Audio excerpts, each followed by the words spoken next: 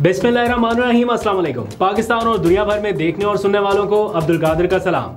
ये व्लॉग थोड़ा लेट आने पर माजरत खाऊं बिकॉज आज सुबह से काफ़ी ज़्यादा एक्टिविटीज़ थी तो उनको कवर करते करते थोड़ा लेट हो गया। आज सुबह चीफ जस्टिस पाकिस्तान याहिया अफरीदी ने अपने ओहदे का हल्फ उठा लिया।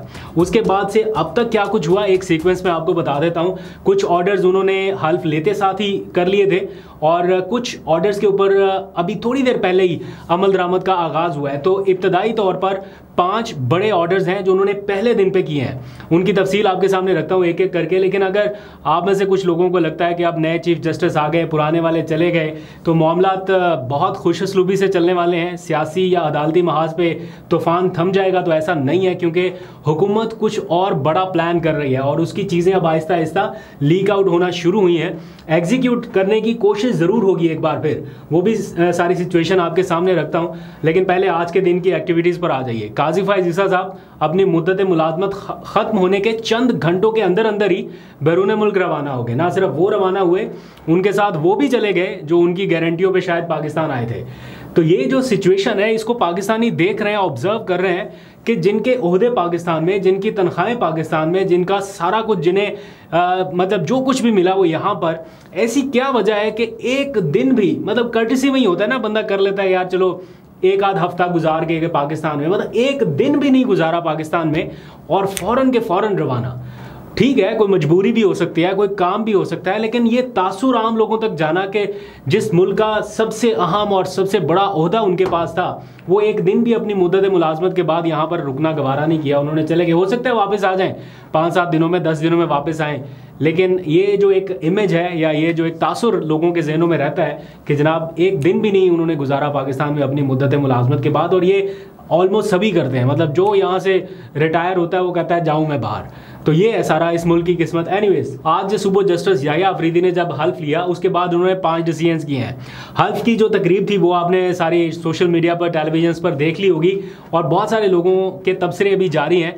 लोगों को अच्छा लग रहा है कि उनके जो फेलो जजेस हैं वो हलफ बर्दारी की तकरीब में शरीक हुए, यानी वो सारे लोग जो काजी फाइज ईसा के अलविदाई रेफरेंस में शामिल नहीं थे, जिन्होंने उनका बायकॉट किया, वो याहिया अफरीदी के हलफ की तकरीब के दौरान फ्रंट लाइन में नजर आए। सबसे पहली लाइन में वो जजेस नजर आए, उनकी बॉडी लैंग्वेज, उनके चेहरे के तासुरात बता रहे थे कि वो मुतमईन है। मंसूर अली शाह का सुपरसीड होना अपनी जगह, लेकिन अपने साथी जज के साथ वो खड़े दिखाई दिए जो काजी फाइज ईसा के साथ खड़े नहीं थे। आज चीफ जस्टिस याहिया अफरीदी ने 5 अहम फैसले किए हैं। शुरुआत उनकी हुई मंसूर अली शाह के 2 मुतालबात मानने से। मंसूर अली शाह ने ये मुतालबा किया था कि जनाब एक तो फुल कोर्ट मीटिंग बुलाई जाए, तमाम जजेस का इजलास बुलाया जाए और साथ ही प्रैक्टिस एंड प्रोसीजर कमेटी उसको रिकॉन्स्टिट्यूट किया जाए। काजी फाइज ईसा साहब ने जो जस्टिस अमीनुद्दीन को उसमें शामिल किया था, जस्टिस मुनीब अख्तर को निकाल के, तो वो रिकॉन्स्टिट्यूट होनी चाहिए।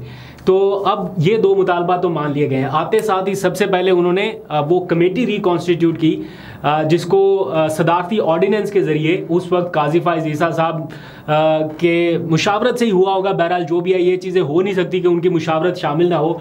इधर से ऑर्डिनेंस जारी हुआ, उधर से अमल दरामद हुआ, मुनीब अख्तर साहब निकाले गए, अमीनुद्दीन साहब लाए गए और फिर आर्टिकल 63A का फैसला हुआ। बहरहाल उसके ऊपर मंसूर अली शाह साहब का इख्तलाफ था, जस्टिस मुनीब का था।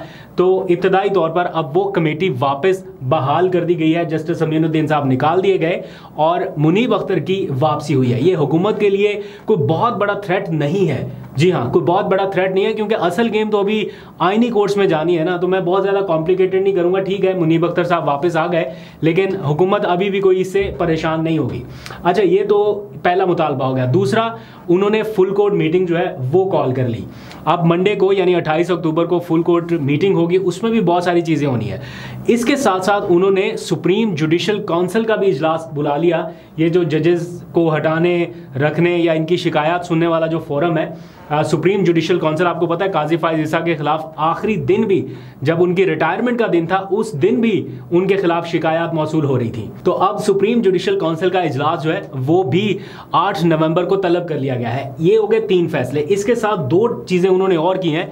एक, उन्होंने इंसदादे दहशतगर्दी की जो अदालतें हैं, उनके एग्जेक्टिव जजेस जो हैं, उनका एक इजलास बुला लिया, उनकी मीटिंग बुलाई गई है। इस टाइम में इंसदाद दहशतगर्दी अदालतों के जजेस की मीटिंग का होना ये भी बहुत इंपॉर्टेंट है, क्योंकि बहुत सारे केसेस इस वक्त इन दहशतगर्दी की अदालतों में ज़ेर समाअत हैं और लंबी लंबी तारीखें चल रही हैं और उनके फैसले नहीं हो पा रहे। तो चीफ जस्टिस की जानिब से ऐसी मीटिंग का कॉल किया जाना ये भी गैर मामूली है। और फिर साथ ही जो 5वां डिसीजन था वो उन्होंने रोस्टर जारी कर दिया अपने आने वाले हफ्ते का, कि सारे जजेस जो हैं वो कौन कौन से बेंचेस में शामिल होकर केसेस सुनेंगे, कौन किस कंपोजिशन में होगा, वो खुद किस जज के साथ बैठने वाले हैं, जस्टिस मुनीब किस जज के साथ बैठेंगे, अमीनुद्दीन का बेंच कौन सा होगा, जस्टिस नईम अख्तर अफगान जो है वो कौन से बेंच में बैठेंगे। तो ये अगर आप देखना चाहें तो इसको स्टिल करके आप ये इमेज पे देख सकते हैं सारे बेंचेस को। ये होगी आज की अदालती कार्रवाई।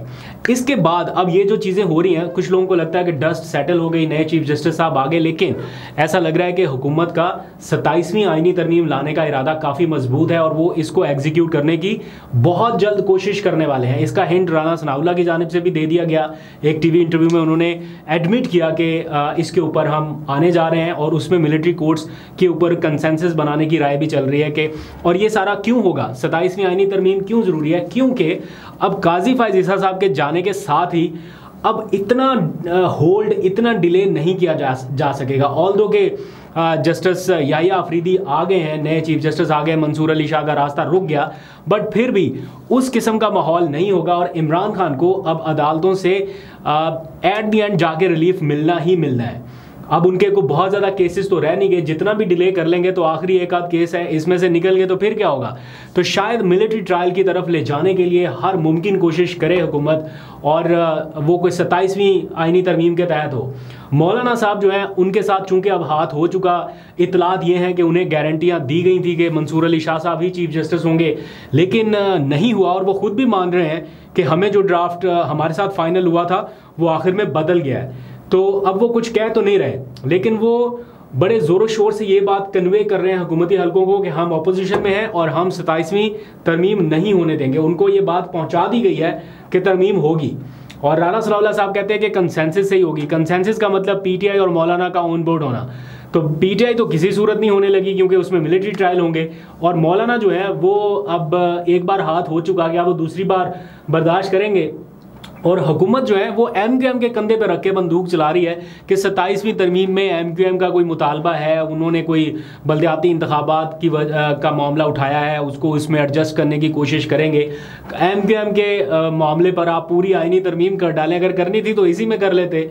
तो अब असल मकसद आईनी तरमीम में मिलिट्री ट्रायल को डालना है। देखते हैं आगे चल के वो उसका क्या फेट होता है। इसी सारी सूरत हाल के दौरान इमरान खान से रिलेटेड अपडेट ये है कि उनकी मुलाकातें जो हैं वो अब बहाल होने जा रही हैं। बहुत जल्द उनकी मुलाकातें शुरू होंगी, लेकिन मुलाकातों से अहम मसला जो है वो उनको सहूलियात की फराहमी से मुतालिक है कि उनको बतौर प्राइम मिनिस्टर जो ए क्लास मिलनी चाहिए थी, क्या वो मिली? Answer is no. जो उनको बी क्लास की सहूलियात मिल सकती थी, क्या मिली? The answer is no.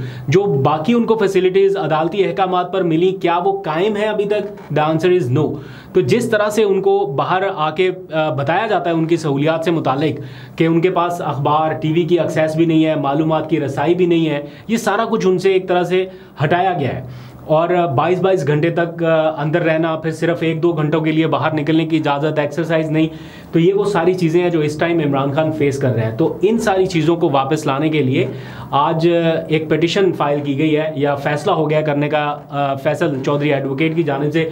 Although कि उन्हें पीटीआई की लीगल टीम से हटाया जा चुका है, लेकिन वो अपने तौर पर कोशिश कर रहे हैं और एक एप्लीकेशन फाइल कर रहे हैं जिसमें ये मुतालबा होगा कि इमरान खान की जो बुनियादी उनको फैसिलिटीज़ हैं एटलीस्ट वो बहाल की जाएं।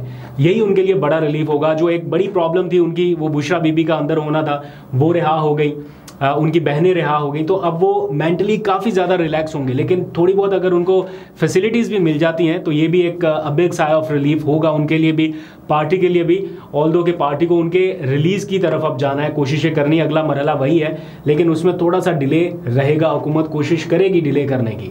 तो इस बारे में जो भी अपडेट रहेगी वो भी कल आपको अपडेट कर दूंगा। और आज के इसी सारे सियासी मंजरनामे में एक बड़ी खबर ये है कि ज़ैन कुरैशी ने बतौर डिप्टी पार्लिमानी लीडर पीटीआई इस्तीफा दे दिया है। वो पार्लियामेंट में पीटीआई के डिप्टी पार्लिमानी लीडर थे, जरताज गुल पार्लिमानी रहनुमा थी, लेकिन अब चूंकि ये सारा रिसेंट एपिसोड हुआ, आपको मालूम है, उसकी डिटेल में नहीं जाता, उनके ऊपर एक डाउट हुआ, उनको शोकाज नोटिस भेजा गया कि ये कोई तरमीम के लिए वोट डालना चाहते थे, वो अपनी सफाइयाँ दे रहे हैं लेकिन कोई एक्सेप्ट करने के लिए तैयार नहीं है, तो उन्होंने शोकाज नोटिस का आज जवाब भी दे दिया है और वॉलंटियरली खुद को स्टेप डाउन भी कर लिया पीटीआई के उस ओहदे से जो उन्हें पार्लियामेंट में दिया गया था, ताकि पहले इसकी तहकीकात मुकम्मल हो सकें। उन्होंने अपने ट्वीट में बताया है कि वो कारकुनों के जज्बात को मद्देनज़र रखते हुए, पार्टी के शोकाज नोटिस को मद्देनज़र रखते हुए रिज़ाइन कर रहे हैं। पहले भी इमरान खान के साथ थे, अपने वालिद साहब के साथ वफादार थे, पीटीआई के साथ थे और अभी भी हैं, लेकिन क्या पीटीआई किसी नतीजे पर पहुंच सकेगी तहकीकात करके,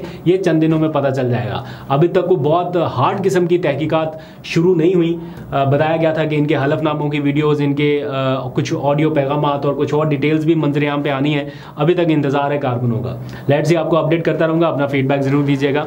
उम्मीद है आपको कुछ ना कुछ समझ आ गया होगा। आज का व्लॉग थोड़ा टेक्निकल था, थोड़ा कानूनी नौयत का था, लेकिन आई होप कि कुछ ना कुछ पता चल गया होगा। अभी तक के लिए अपना बहुत सा ख्याल रखिए। अल्लाह हाफ़िज़।